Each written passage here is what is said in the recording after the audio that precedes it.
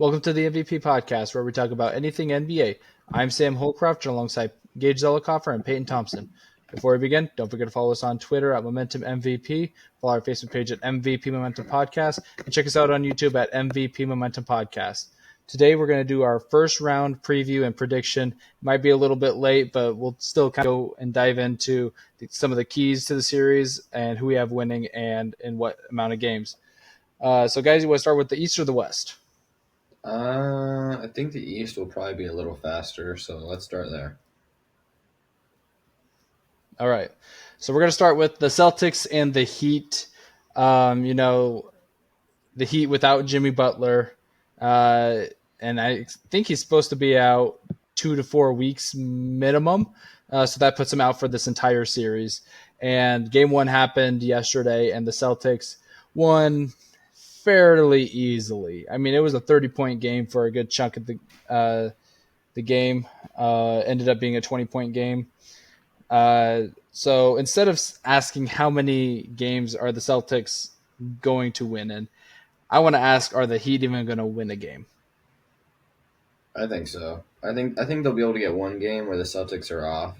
I feel like I know it's the playoffs, but throughout the regular season, the Celtics kind of have a bad habit of playing down to their opponents, especially when they're kind of already supposed to win. And I feel like it's probably going to happen maybe in game 3, maybe make it a gentleman's sweep so they can go back home. But I think the Heat are well coached enough and have enough pieces where they can win a game, but otherwise they stand no chance in the series. I think even if they had Jimmy Butler, they probably still wouldn't win. Not probably, they wouldn't win. But yeah, I think they can get one. No, they're going to get swept. Yeah, I think it's very hard to believe that this team, with the additions that the Celtics have made, and realistically with the losses that the Heat have kind of had too, losing Max Strus, Gabe Vincent, who were two huge guys in their run last year to the NBA Finals, but then adding Porzingis and Drew Holiday. They did lose Marcus Smart, but this team is, like I said last podcast, if this team doesn't make it to the NBA Finals, this is one of the biggest failures in the NBA, at least that I've seen. I know that Gage doesn't feel too good about that. But, I mean, if they were to, lose a game here, it's hard to beat a team 4 times in a row. So, especially, two on the road in Miami. But if any team can do it, it's this Boston Celtics team. So I still have the Celtics in 5. Mm-hmm. I think that first game doesn't really change my perspective. I had them in 5, so I still think that having them in 5 is still realistic. What did you guys have the Celtics winning 4. in? Yeah, Gage did call the sweep, and this is kind of what I think, honestly, and it's not necessarily a prediction, but I really do think that the Thunder have a better chance of sweeping the Pelicans than the Celtics have of sweeping the Heat. Might sound crazy, but that's just kind of the way that I feel about it. Yeah, it's pretty crazy. That's very crazy. See, huh? And that's assuming no Zion, by the way, because I don't think he's coming back. If Zion plays, then it's but if he doesn't play, we'll get into that series in a little bit. Yeah, we'll talk about that one a little bit later. Yeah. But now moving on to the 4-5 matchup, we got the Cleveland Cavaliers and the Orlando Magic. Cleveland won the first game fairly handily in a pretty defensive game. And they got game 2 going on right now, which, if I believe correctly, Cleveland is winning by 15 at the end of the third. So looks like Cleveland's going to be up 2-0 going into Orlando. I mean, this is kind of what we expected. Did anyone have the Magic winning the series? No way. No? Okay, well then, how many games did you have them going in, Gage? Either 6 or 5, I don't remember.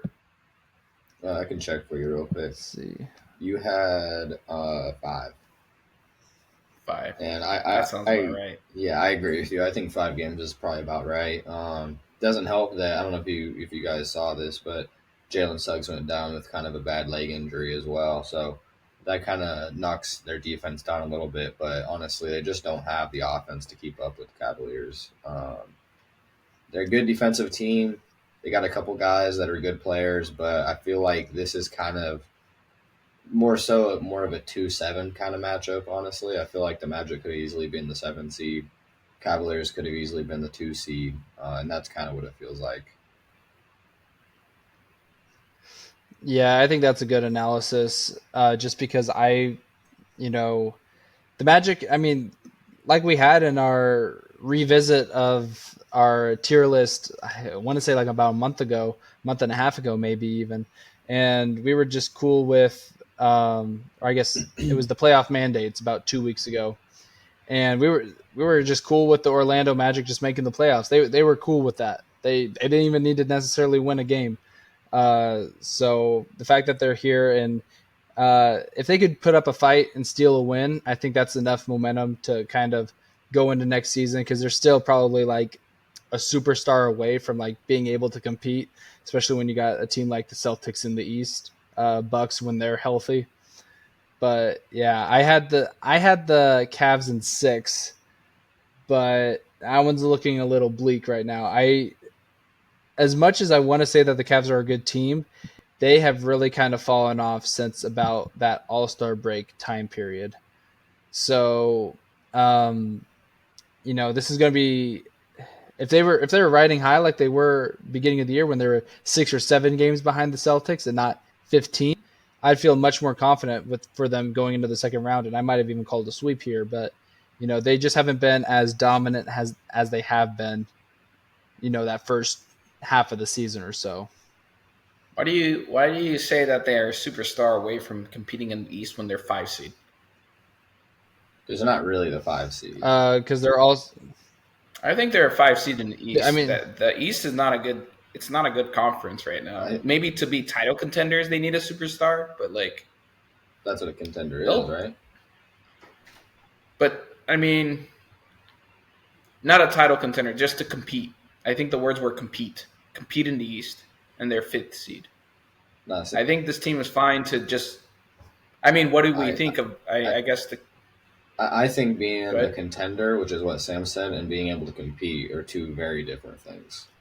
I think because I think they can compete if they get a really solid point guard and maybe another bench shooter. I think that's enough to compete. But if they actually want to have a chance in the future to be a contender, they're going to need an all-star and maybe another bench piece or two. Honestly. Yeah. And let me just fast 2024.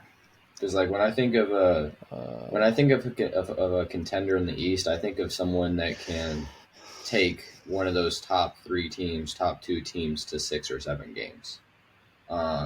When I think of a competing team, I think of a team in the first or second round that's a really good team, but they don't really have a chance at the ECF, because whoever they play in the ECF is gonna be better than them typically. Yeah, and in terms of available salary cap space next year, the Magic have the 10th most available.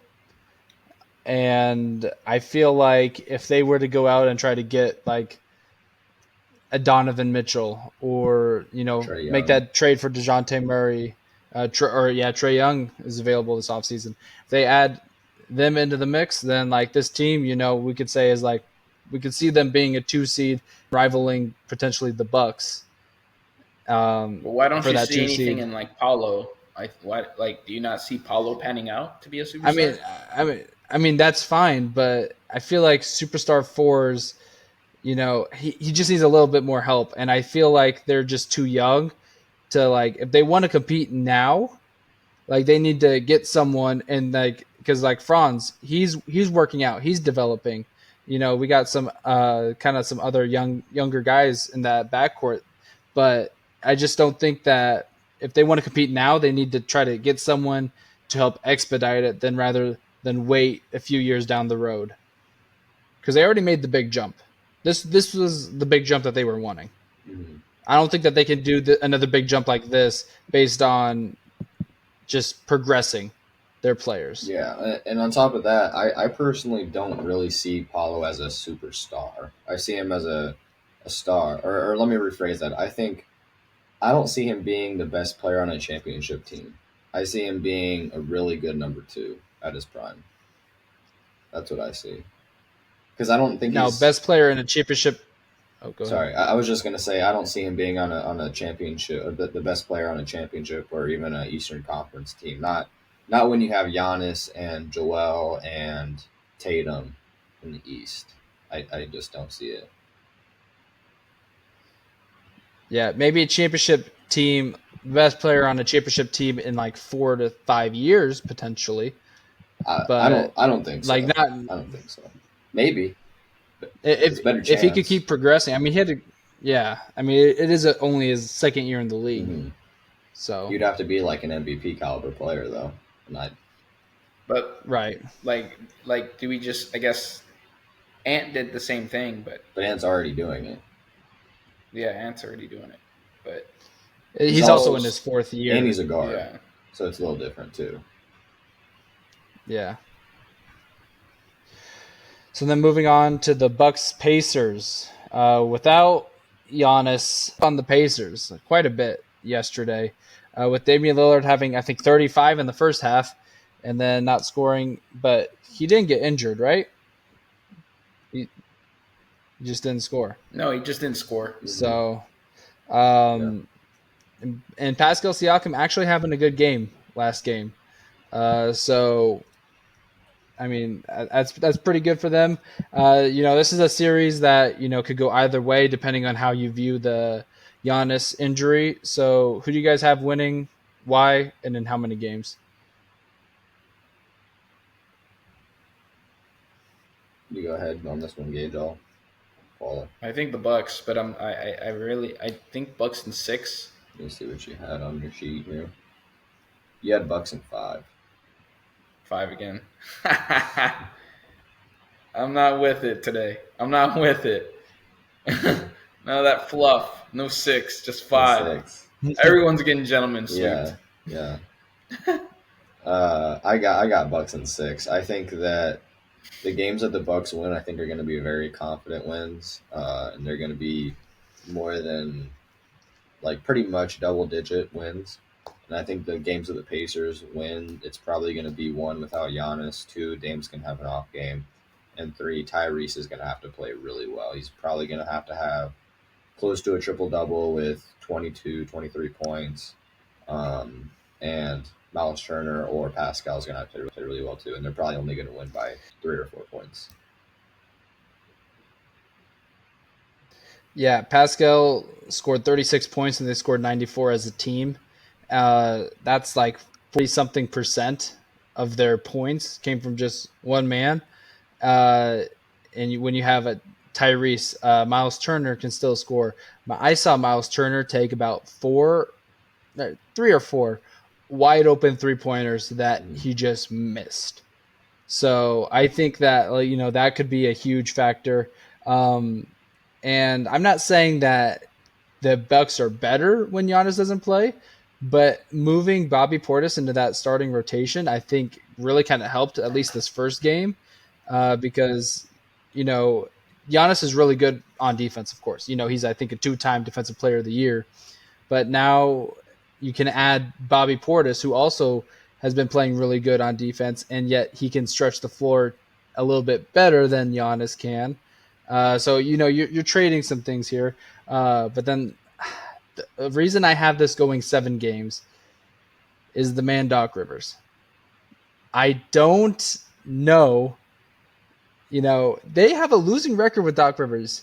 Technically, if we're including this game, he is 500 as a coach for the Bucks this year. So I think they are just lucky that they were winning by 29 or 30 or whatever it was at half yesterday, because since Damian didn't score at all in the second half. If they were only up 10 and Damian didn't score in the second half, it might have been rough going. But they were able to build that huge lead in the first half. But I mean, this is a defensive-minded team. I mean, they went out and got Pat Bev for a reason. One of Doc's main guys when he was with the Clippers. So I think that they can still pull back or win this series. But I do have Giannis coming back at some point in this series.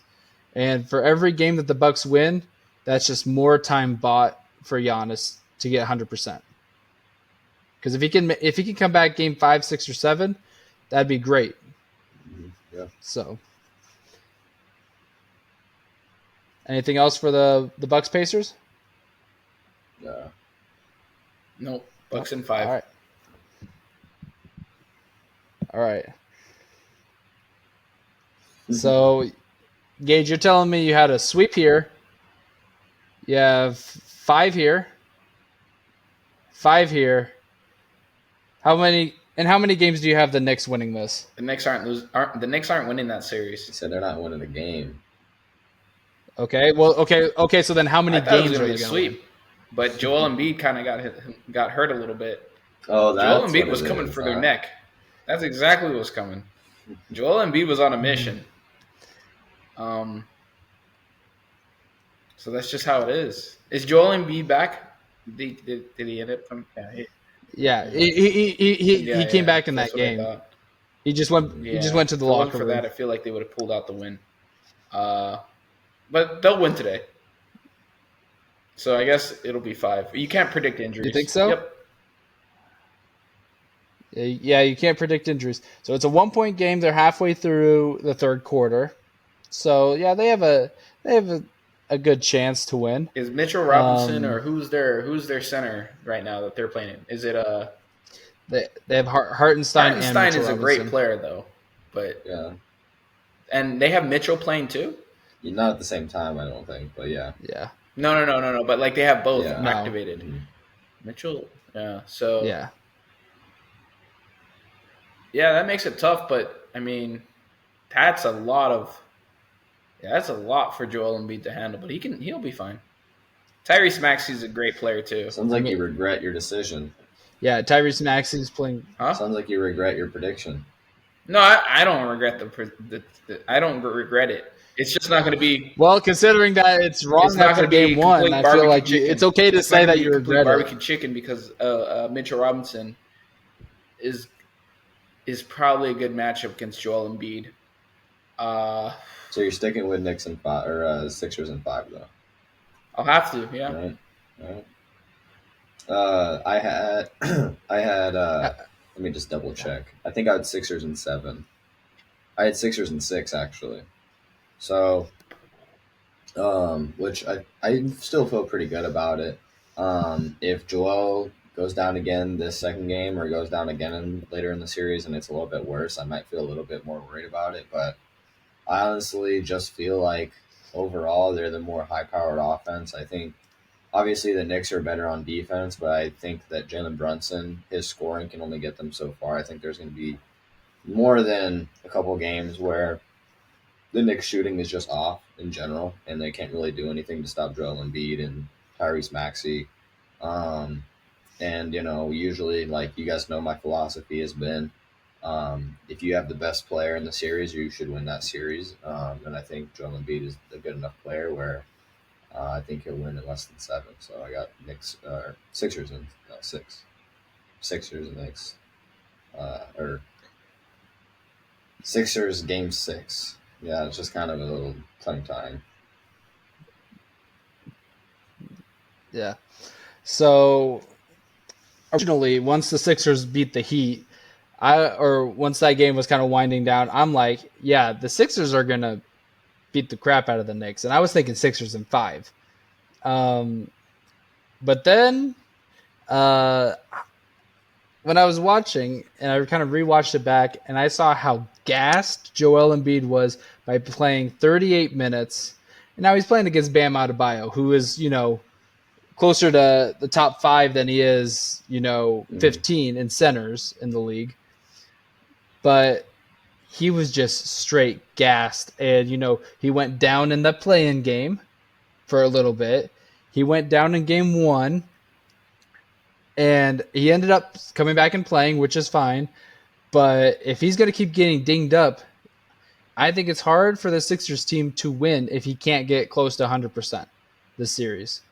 I do have them still winning. I have the Sixers in 7. But I think the key to this one is going to be the support players for the Sixers. Can Batum hit those shots that he has been those last 2 games? Can Tobias be the guy that they chose over Jimmy Butler? Can Kyle Lowry produce something? Just something for you. Like, he ended up making that game close in game 1. Yet it wasn't enough. This ain't horseshoes. But I know, but you just need your role players to do their role and just a little bit more. Like, I'm not asking for you to go out and I'm not asking like if Josh Hart was on the Sixers, I'm not asking him to go out and drop 25 a game. Like Tobias, if you could get us like 15 and 10 rebounds, help Joel with the boards. Yeah, I mean, he can get that. Yeah. It is big. So,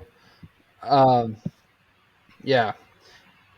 So it just kind of, I think the role players, and something that might cover the Knicks a little bit is the fact that they traded away 2 guys that could have been helping for OG with Quickly and Barrett, which would have been nice to have a little bit more depth going into the playoffs. But it turns out that they didn't really need the depth in the regular season. And when you're running an 8-man rotation in the playoffs, 9-man for, I think, probably the Knicks, it may not matter too much. But I just feel like the role players for the Sixers are better, and also they have a better potential to do their role and more, if that makes sense. I don't know if I think the 76ers role players are better. I mean, because like you see right there, Josh Hart you would consider Josh Hart a role player. And that man is going 20, 12, and 2 the first game. I mean, yeah, the Knicks do have really good role players. I mean, we talked about their bigs a little bit. Josh Hart, obviously, OG Anunoby, even Chenzo. Miles McBride had a good game 1. They have a pretty good bench. I kind of like OG, actually, opposed to having RJ and Quickly. I think I would really like Quickly, but I just don't think RJ is really swinging the pendulum for me. But the last thing I have to say about this series is that I honestly think with how Joel's looked, as far as his injury, his cardio, I think with the Bucks, I think as long as they win the series, I think they're feeling pretty good about that second round matchup, honestly. Especially having Brook Lopez on Joel Embiid. The Bucks are feeling pretty good about it, or yeah, the Sixers the Bucks. The Bucks are feeling good about that matchup. Yeah. But both teams still have to win the series in order to get there. True. We could have a Pacers-Knicks in the second round because everybody wants to see that. Yeah, I was going to say, or we could have a Bucks-Knicks too, even if the Bucks win. Yeah. Yep. All right. Well, if that concludes the East, let's move to the West. All right. So we'll start with the 2-7 matchup here. Well, let's talk about the Nuggets and the Lakers. Hold on a second. Are you sure you want to start with this one? I think maybe we should end with this one. Okay. Yeah, I think that's probably going to take up a little bit more time. Yeah, we'll save you some time, Gage. We'll save you some time. All right, so then we'll start with the OKC Thunder and the Pelicans then. Yeah. So this one was one that came down to the wire last night. And PT, you said that there's a better chance of the Thunder sweeping the Pelicans than the Celtics sweeping the Jimmy Butler-less Heat. Yeah. Which the Pelicans are also Zion-less. So, so how many games do you have the Thunder winning in this end? So I think I had the Thunder in 5. I got Thunder in 5. This is kind of how I break down the head-to-head. And before I go into it, do we all agree we wish it would have been the Kings instead of the Pelicans? Yes. I think that would have been a better series, But either way, this is what we got now. So honestly, man, I think the Thunder are a really young team, but I think they're a very good, cohesive team. I think everyone really understands their role well. Chet looked fantastic his first game. I didn't expect him to, not look as good as he did, and he showed up. So I like to see that. I think honestly, and Chase counting stats were good, but I believe both teams played really bad efficiency-wise. I think I looked at it at the end of the game. I believe the Thunder shot 44% from the field. They have it on there. They might.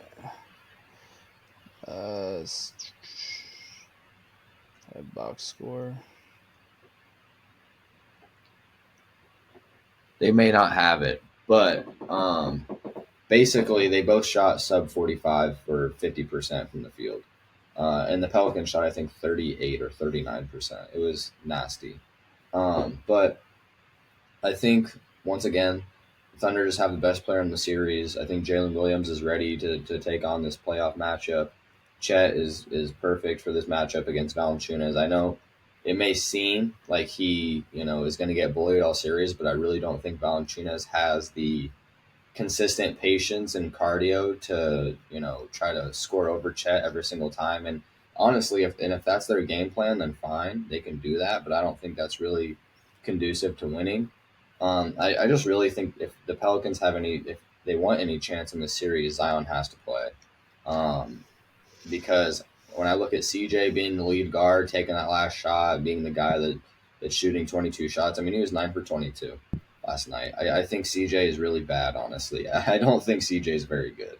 I think Ingram can be really good some games, and then some games he just doesn't have it.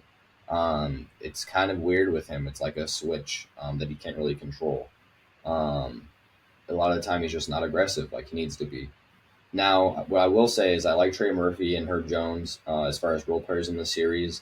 I'm just not sure they're ready mentally, but I like their games. I think they'll be fine. But I just don't think that this team really has an alpha anymore because Zion's out. Whereas, Shea's been the best, one of the top 4 or 5 best players in the NBA this year. So I think they're just severely outmatched, and I just don't think the Pelicans have enough scoring punch to keep up. They did last night, but both teams were playing not well on offense last night. So I don't expect the Thunder to not play well offensively every game. Gage?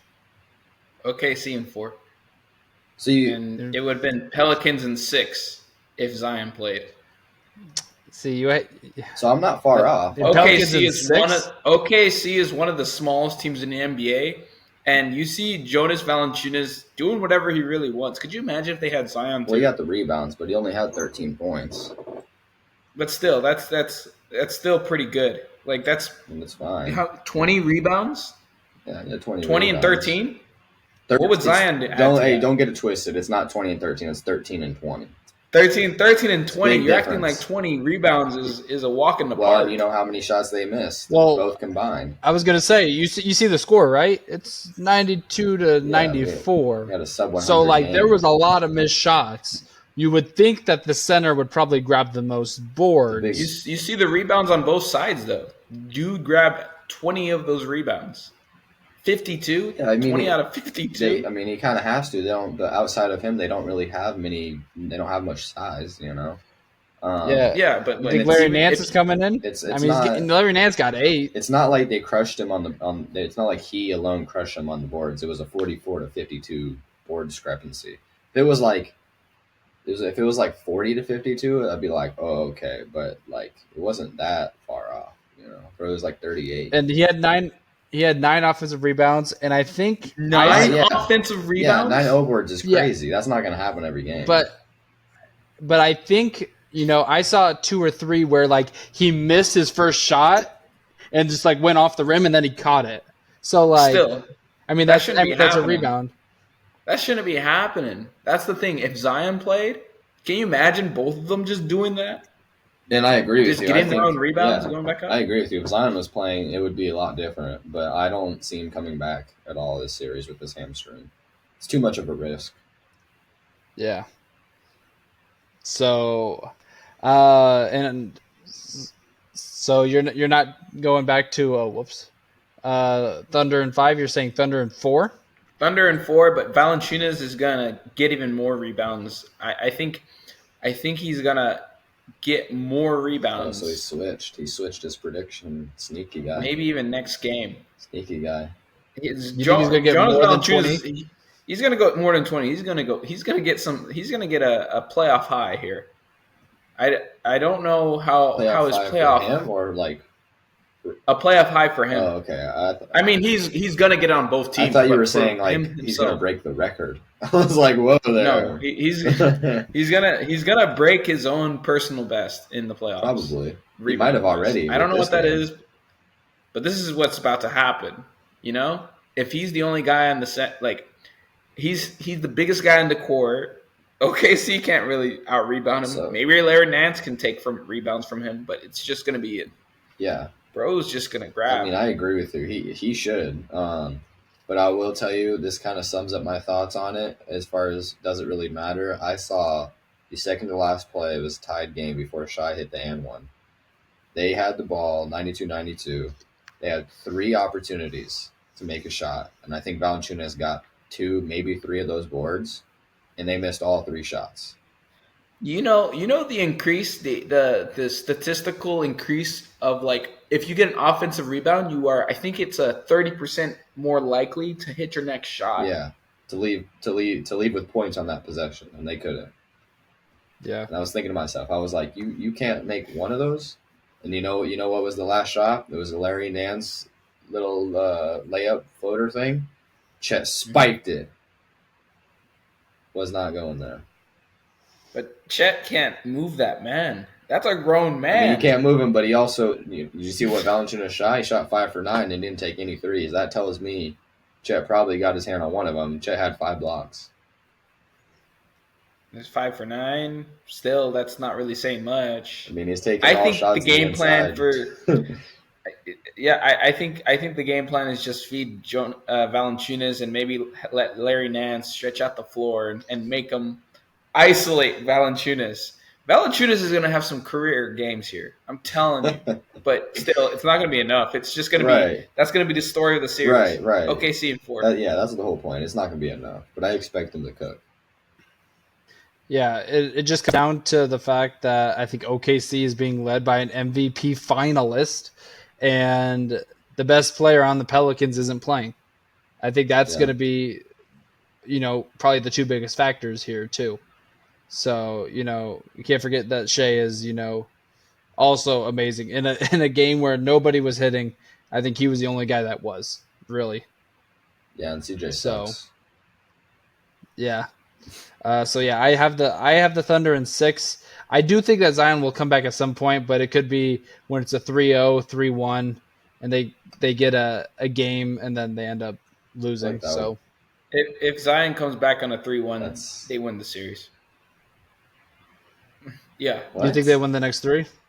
I think they win the next 3. I don't see it, and I don't even think it's smart to bring him back on a 3-1 with a hamstring. At that point. Big if. Because, why? Yeah. Do you think you're going to win a championship next round? Exactly. No, sir. Yeah. No, sir. All right. So now moving on to the 5, which I know you guys are ready for this one. We got the Clippers and the Mavs, where the Mavs took game 1 as we all expected. Oh, wait. No, actually, the Clippers won game 1 without Kawhi. No Kawhi, no problem, as they say. I got to deal with this guy. Hey, you were there for the first game. So, James Harden looking like prime 2018 James Harden. I know you love to see that, PT. Love and hate, because it's like... Well, more so love, especially when he's on the court with Westbrook. Right. Oh, that lob. Oh, that was insane. That was a great highlight. Yeah, that was nice. Awesome. That brought me back 2 years. Yeah. But yeah, the Mavs just could not hit a shot to save their life, only scoring 8 points in the second quarter. Are they going to be able to recover from this? Yes. Undoubtedly. Enough to win the series? You don't think Kyrie and Luka Doncic and Kyrie aren't going to shoot that bad every game. And I think the Clippers know this. They got away with one. They got away with that by the time it was halftime, the Mavericks lost. They probably vastly outplayed the Clippers in the third. Vastly. But it was too little too late, and you could see that in their sloppiness. Everything was sloppy. Missed, passes. I wonder how many turnovers they had in the second half in comparison to the first half. Because there was a lot of there was a lot of freaking out that the Mavericks had to do to try to get back in. This doesn't tell me. I guess it does tell me. How many happened in the second half? They had 3, so 5-3, so it wasn't too much of a difference.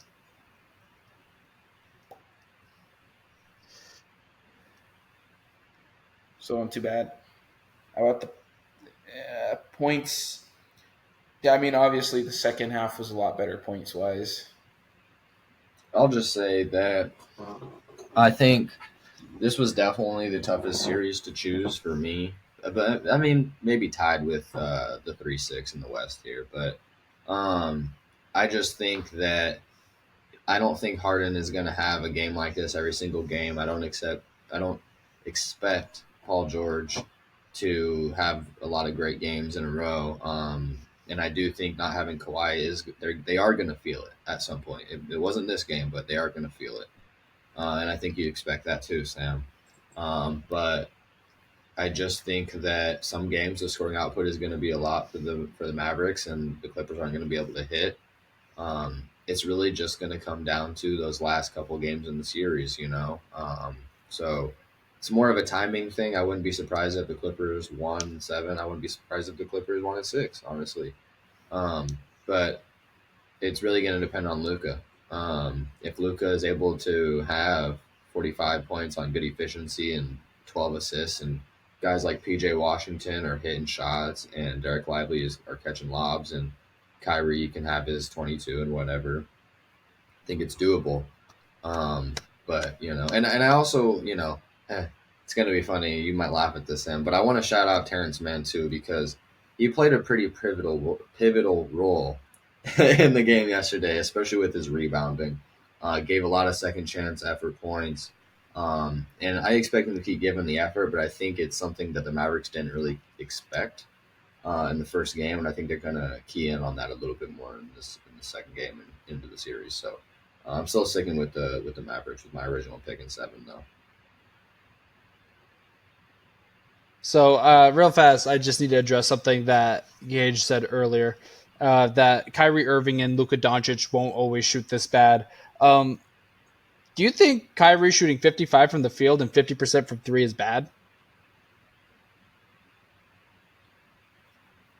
I don't think so. No, I don't think so. But it's given their shots that they took. They probably could have made a lot more. The shots were there. But are you? Okay. I was going to say, I think the first half was more rough than the second half. They probably shot a lot better.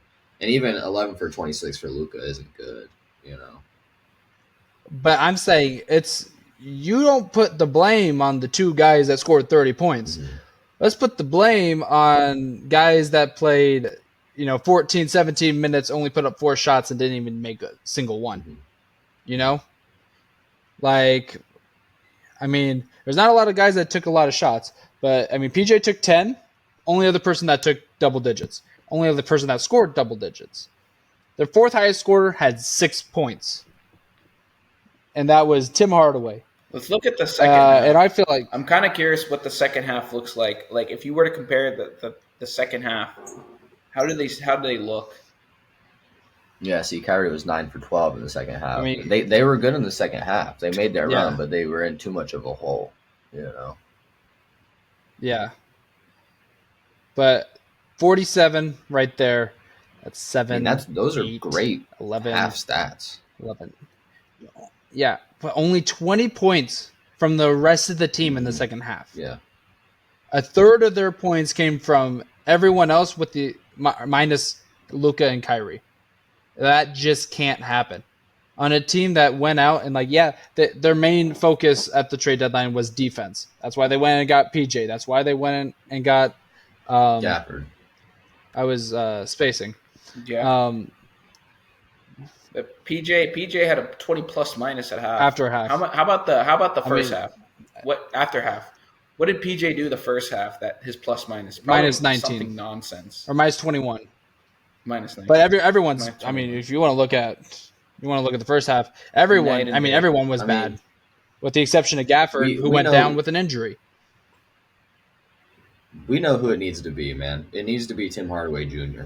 He needs to step up and be that third guy, because with the amount of pressure that Luka and Kyrie are going to face, he's got to be the guy that's going to step up and score 18 a game. He just does, because it's not like this. It's not like this team is full of scorers. You know, he should be that third go-to scorer. He needs to be a guy that's taking 9 threes a game and hitting 6 of them. Yeah, but I think there's a lot. It doesn't really have to be Tim Hardaway Jr. It's likely to be the guy, but I mean, I think Dante has some sparks this year. True, but you're not counting on him. I mean, Tim Hardaway's PJ been here forever. He's the oldest guy. I mean, he is the veteran of the team, really. You know. Yeah. Yeah, but then on the flip side, the Clippers had just a really good game one, and of all the guys to guard Luka, like going into this game, I was like, okay, we're gonna see PG on Luka. It's gonna be another meme fest of Luka just beating up on the Clippers because Paul George can't guard him. But of all the guys, Terrence Mann was guarding him and played 20 minutes in the first half and held Luka to. Let's see, Luka had 22. Zubac as well. 11. Man. Yeah, Zubac was doing anything and everything he wanted against Gafford in the first half, and same with Lively. The unsung heroes of the games were Zubac and Mann. I think that and you're not expecting Terrence Mann to drop 12 and 9 every single game, but if he could go 0 and 6, but play good defense on Luka and contain him and don't let him get more than 24 points on him when he's guarding him, then I'm totally fine with that, because you're here to play a role, because you got James Harden, who has proven that he can score this series. Paul George can go score. Zubac can do whatever he wants down low. It's just a matter of time once Kawhi is back. That just adds another name to the mix. Amir Coffey can still play 25 minutes off the bench. But yeah, I just think that this was exactly what Clippers needed to do game one to get some confidence, because I feel like a lot of people, and I mean, you both are going with the Mavs. Clippers have a good chance to win this series, and if it's not going to be the Mavericks' fault for losing, it should be the Clippers' reason that they lose. We shouldn't be saying the Mavs shot bad. It should be maybe the Clippers just played good defense. And that was a good case for, I feel like it was a 60-40 story in the first half. Mavs couldn't make the shots. I think Kawhi's injury sells the Clippers. That's why I have Mavericks in 7. Same. I think if Kawhi plays, I have them for sure. Maybe in 6. As soon as I heard of Kawhi's injury, I'm like, all right, Mavs in 7. And I know he's getting treatment and he'll probably come back sometime, but that it just with knee stuff with him, it just scares me personally. It scares me too. I do have the Clippers in 7. You can't doubt Luka Doncic, especially in the playoffs. He plays phenomenal, even though there has been twice where he's lost to the Clippers in the first round. But he's still averaged, I want to say, 38 points a game. Yeah, just a one-man mission. I mean, he did have Kristaps Porzingis both years too, but you can't forget that he was something too. He was all right. Yeah, just all right. He was all right. He wasn't a great fit on the Mavericks, but that's kind of a different topic for a different time. So then moving to the 3-6 matchup, We got the Timberwolves and the Suns. Where the Timberwolves just beat down on the Suns on, what was it? I think it was Saturday. Might have been Saturday. Yeah. Yeah. Yeah. Does anyone have the Wolves winning this series? No, but I was tempted, but I decided with the Suns. Yeah, I got the Because- Suns. Yeah, I got the Suns as well, and I kind of feel dumb about it right now. To be honest with you, I'm gonna be humble. If no one else is gonna eat the humble pie, I will. I am feeling like I might have made the wrong decision. I'm gonna still stick with my pick because I do think the Suns can win this series, but I'm feeling like I maybe made the wrong decision here. I'm in the same boat with you. I think we all had Suns in 6 actually, and Yeah. with the way that Anthony Edwards played that first game, just hitting almost anything and everything, and I just don't know. It was the leading at half, and he only took, I think it was 5 shots in the second half. He was just playing very passive. I watched that entire second half, and I was like, why is Booker taking all these shots when he can't hit anything, and when he should just start being a facilitator?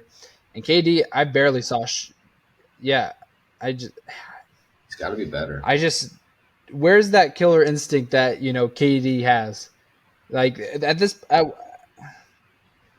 yeah, but most of it was in the first half. He had I believe 31.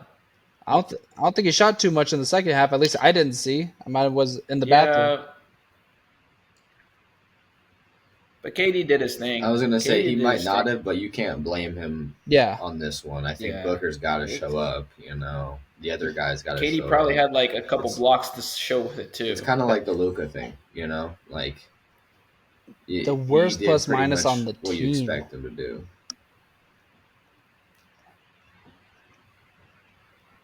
That is surprising, being that he shot 64% from the field. In the second, I mean, made both of his threes. But that had 7 shots, and he made all 5 in the second. The 5 turnovers, and yet Booker took 7 and only made 2, including the 3-pointers. So,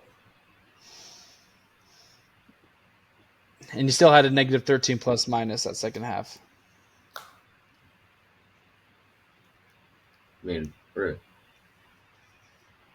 Let's talk about Bradley Beal too. Like, it starts by the fact that he only played 30 something games this year. Not, if that.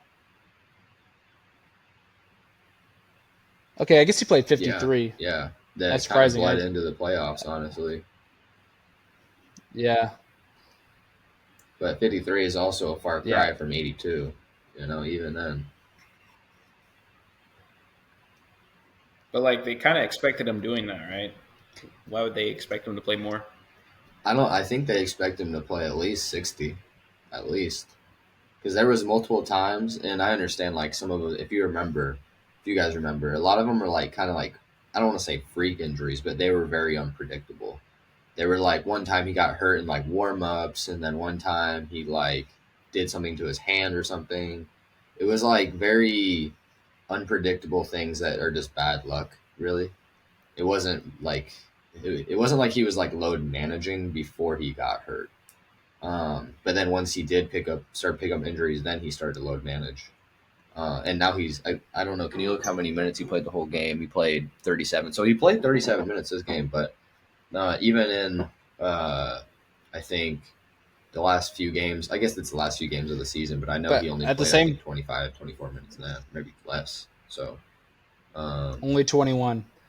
Look how many minutes Eric Gordon played. That's kind of crazy. That's I don't really know what to do. No, that's still a lot for Eric Gordon. I think that's about right. You think so? Yeah. Again, in the playoffs, you playing that long? With Grayson Allen, I think picking up that injury late, it makes a little bit more sense. I think. Oh, okay. Yeah. Because if Allen was playing 33 minutes, he probably plays more 15. Yeah. But on the flip side, with every blowout, there's a team that deserves some criticism. There's a team that deserves some praise. So let's talk about the Wolves. Let's see, that's 5 guys in double digits. I'm gonna tell you this. When I had the Suns in 6, I didn't believe in Karl Anthony Towns feeling like he was gonna make a good recovery. Mm-hmm. That was a big jump into that. Like I'm like, okay, do I really think Cat? It's a hypocritical to say like, okay, Joel Embiid's gonna do it, but Cat's not. Yeah. But that was my main decision. But Cat obviously is chilling. So we are actually seeing what the Timberwolves can do. I think when we did the what was it, The playoff rankings or mandates. the playoff mandates, we were going off of the assumption that he wasn't going to be able to play. So that's pretty wild. So yeah, that's why this team is dangerous with Anthony Edwards playing like this. But I think the Suns still have a chance. You have KD, right? Yeah, I mean, Booker's got to show it. Booker basically has to be better than Anthony Edwards if they're going to win the series, ultimately. I think that's what it comes down to.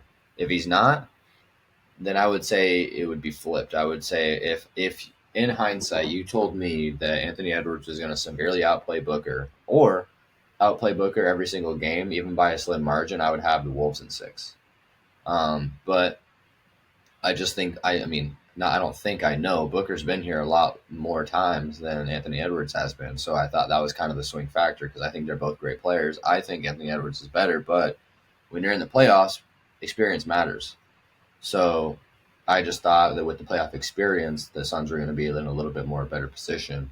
And it's hard to bet against Kevin Durant as well. So, but yeah, they played really well. I'm a big Anthony Edwards fan, so I love to see it. He was cooking. But I know, he's kind of a guy that's kind of the forgotten guy, but I really like how Naz Reid played this game. I think he's a super underrated player on their team in general. I think he could start on probably 24 teams in the NBA. So, yeah, I really like how he played. Their bench, played okay. NAW played well. So, just kind of, it was a good team effort here.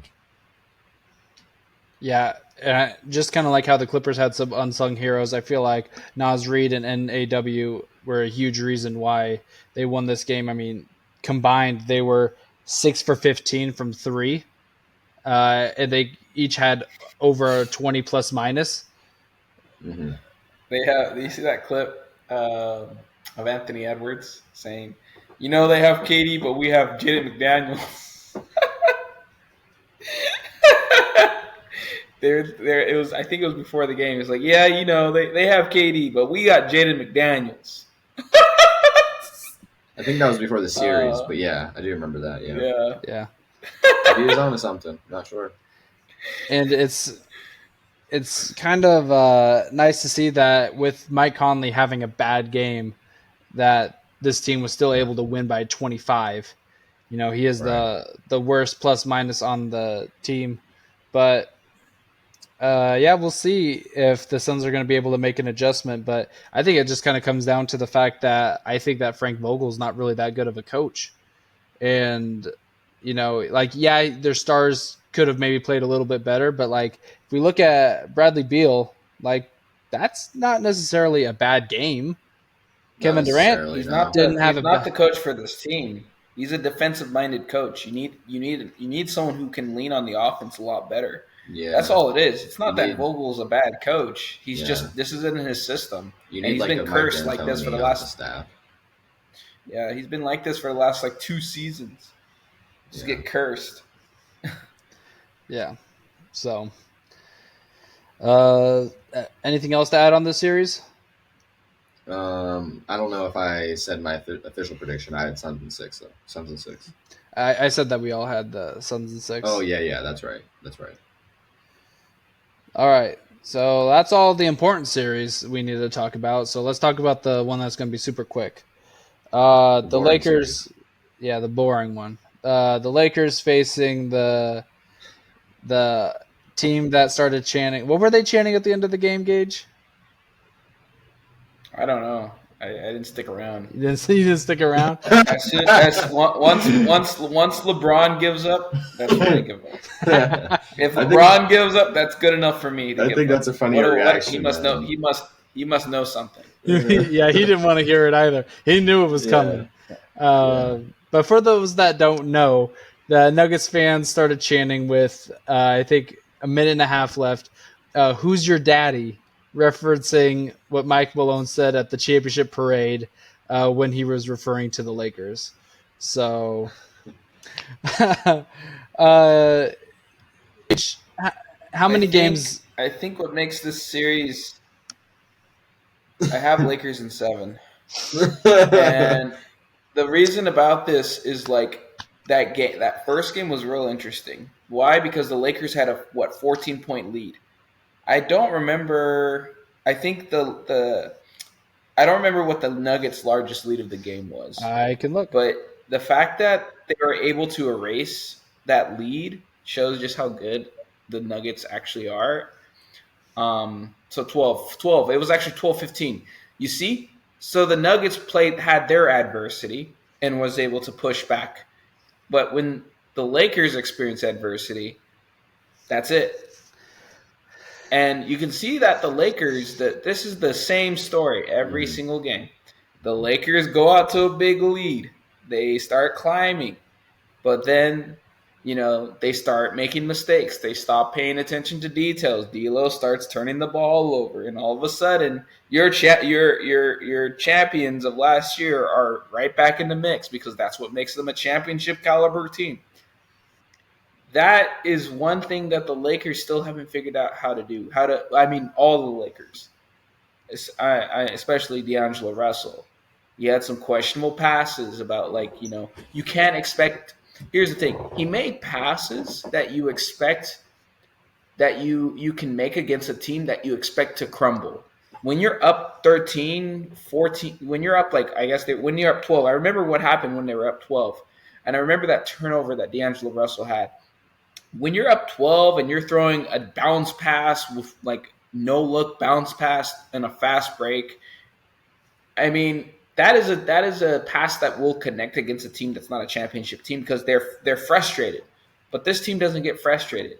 KCP is not going to get frustrated. KCP has been in this position for how many years straight? I don't know. He's I just think I wonder how the Lakers are going to do when they're at home. That is going to be the defining factor. Yeah, they can push, but are they going to let the crowd get to them? You see what happened in the fourth quarter. They started making a comeback, but man, the Lakers might need their crowd.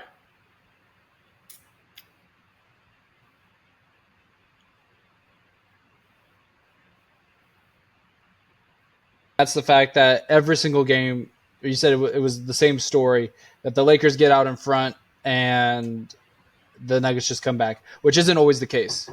What is the case is there is always one quarter, going back to last series. Let's talk about the regular season and then regular season 4, 3, and 2. Like no blowouts. This is just the last 7 games. This is the same story. I don't care about regular season. I just want to talk about postseason games. In the postseason games, and so the 4 last year and this one, there has been one quarter every single game where the Nuggets just were insurmountable. Like, they took over the game. I think it was game 3 or game 2 last year where it was the first quarter. Most of the time it's been the third quarter. So you are correct that a good chunk of the time it is the fact that the Lakers get into a huge lead, but there's always one quarter that the Nuggets just straight up outplay the Lakers and just show that they are still looking for. It's because they shouldn't even been able to cut down that lead, but the Lakers just give up leads because they play it differently. They play like that the Nuggets are chumps. That they play like we can start not paying attention to details and not grinding every single set. Like I think at quarter 3, Ham stopped calling sets for some reason. He just stopped calling sets. Probably because he's not a good coach. But they weren't paying to every single possession like you should be when you're in a championship team. The Nuggets pay attention to every single possession. That's just how it is. The Lakers go up 8. That's a timeout. They call one very particular play just to get 2 more points on the board. Every possession counts. Mm-hmm. Yeah, it's pretty crazy. 12 turnovers, Sam. The Lakers just throw it. Yeah. Because they're just not disciplined. Yeah, I was going to say, I kind of agree with Gage where, like, I think the Lakers are a good enough team to beat other good teams, but for some reason they just always struggle with finishing the game. Because they can come out and they have good energy, but then when it gets to the second half of the fourth quarter, specifically last 6-7 minutes of the game, they just lose focus. Like you said, Gage, it's just a lack of discipline across the team. It's probably a lot of coaching, honestly. I don't know if they really respect Darvin all that much. And it cost them games. And it was even, like last playoff series, all those games were close, but they couldn't finish any of them off. So they just have a really tough time winning the game opposed to winning a first half. Here's the thing. Here's a cool statistic that you can basically see. Like, if you need to go to bed tonight early and you want to know who's going to win this game, just watch the third quarter. If the Lakers are winning by the end of the third quarter, they have the best record in the fourth winning. So if the Lakers are going to win, if the Lakers are winning at the end of the third quarter, they are able to pull it off from there on. But when you see what's happening, towards the middle of when they just lose at halftime or they lose it in the third quarter, that's it. Yeah. They're not good enough. But the Lakers do have a good record in the fourth when heading into the fourth with a lead. So for some reason they can keep it. I mean, in dramatic fashion. I'm saying sometimes they go to like crazy overtimes, or it's at the buzzer of Austin Reeves fading away on a 6'7" power forward or something nonsensical, but they're able to do it. And you can even look at this game. What told the story? The third quarter. That's it. Where did all their turnovers come in? Can you check, Sam? I'm pretty sure it'd be the third quarter. Third quarter was a lot of mistakes. It will not show that. I guess I got to go to box score. Yeah. Box score, they had only 3. So, 3. I mean, 25%. Okay. So, okay. Average. Then maybe the fourth quarter when they just fell apart. I'll look that up.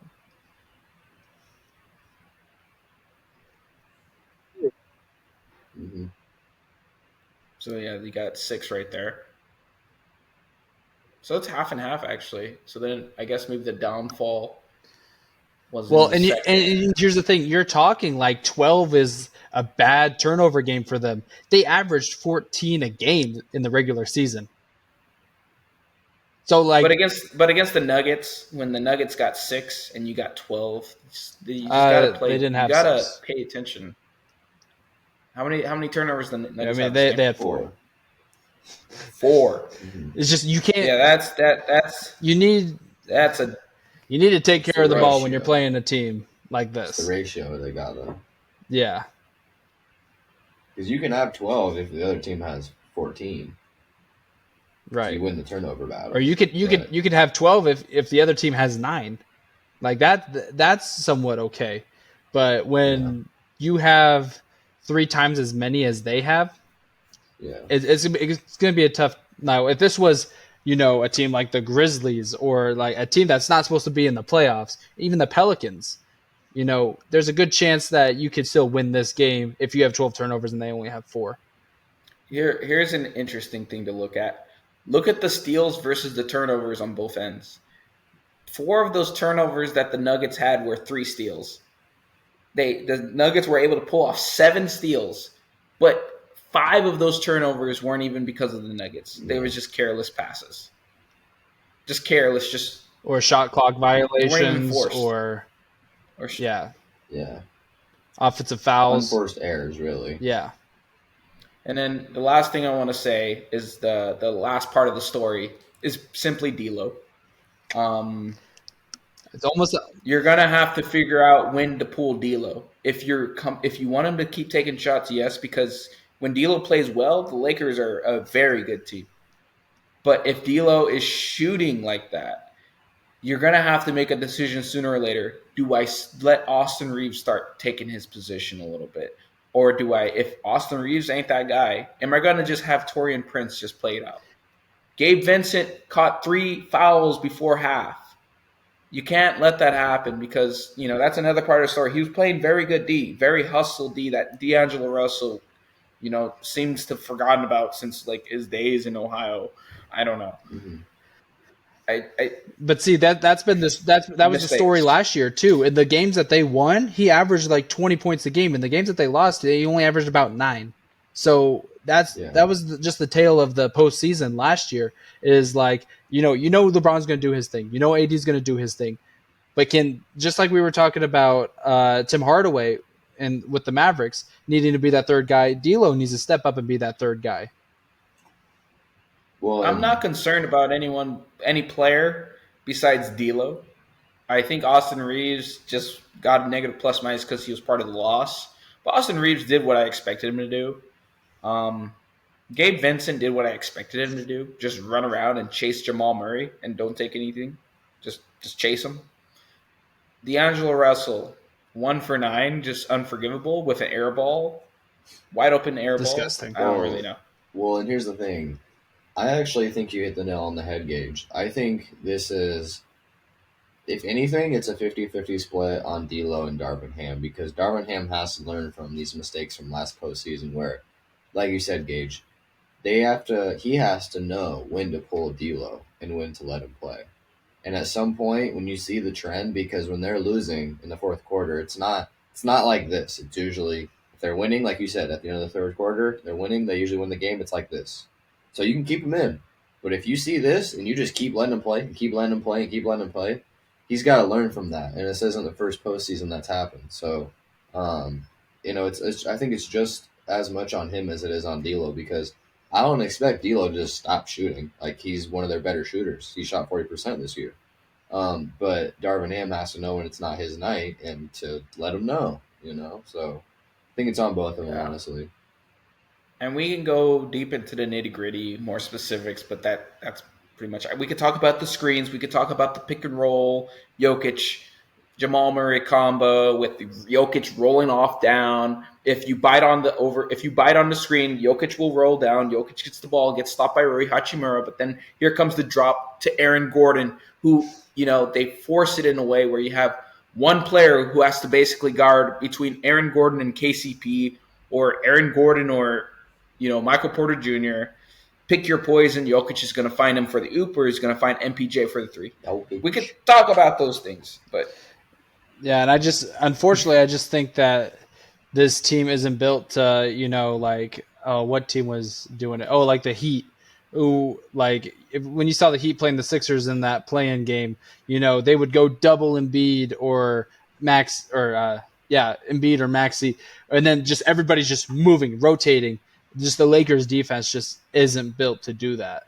And I think that would be, if they could do that, that'd be a huge and instrumental way to winning this series. But I just don't think that their defense is built on that.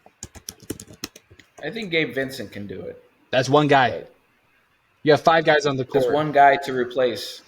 Yeah. So, is there anything else you guys need to add? No, I think we should wrap this up so we can watch the last minute of the Knicks and Sixers game. Oh, yeah, for sure. So then I have real fast, I have the Lakers in – no, not Lakers. Oh, gosh, that was almost really bad. I have the Nuggets in 6. I have the Lakers in 6. Let's just forget everything I said for the last 15 minutes. I got the. Yeah, by the way, I have Lakers in 6. You taking the Lakers? Nah, he convinced you. I got the Nuggets in 7 as well. Lakers in All 7. right. I think here's one thing so no one freaks out.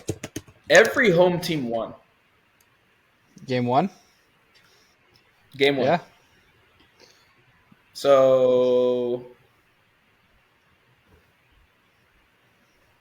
that's just how it is. You protect home court.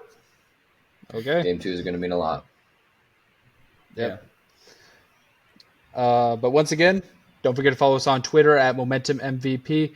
Follow our Facebook page at MVP Momentum Podcast. And check us out on YouTube at MVP Momentum Podcast. I've been Sam Holcroft. Engage Zollicoffer. I have Peyton Thompson. Thanks for listening.